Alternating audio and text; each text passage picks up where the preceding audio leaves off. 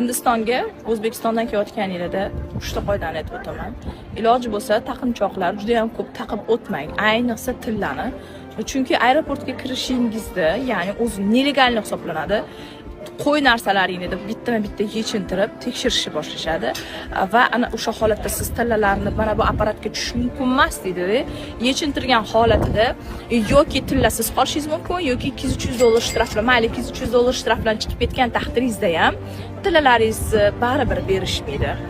Lekin aslida bu tekshiruvlar noqonuniy hisoblanadi. Shunchaki nima uchun desanglar, chunki butun dunyodan olib kelib bu yerda tillalarni sotishadi. Chunki tillalarning bahosi grammi bu yerda qimmat.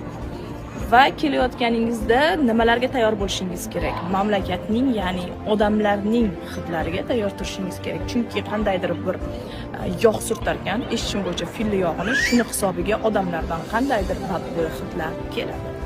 Va 3-qoida esa bizni O'zbekistonda mabodo shu ishni qilib qo'ysangiz, betarbiyamisan, farosating qayerda, hojatxona nima uchun berilgan, odamlarning orasida uyalmaysanmi, shunday hidlar va dovushlar chiqarishga deb sizni urishib berishadi. Chunki bu mamlakat o'sroqlar mamlakati. Qanaqasiga deyishinglar mumkin? Chunki bu yerda ko'cha-ko'yda yursangiz ham bemalol baralla ovoz ila qo'yib yuborsangiz ham bularda uyat hisoblanmaydi.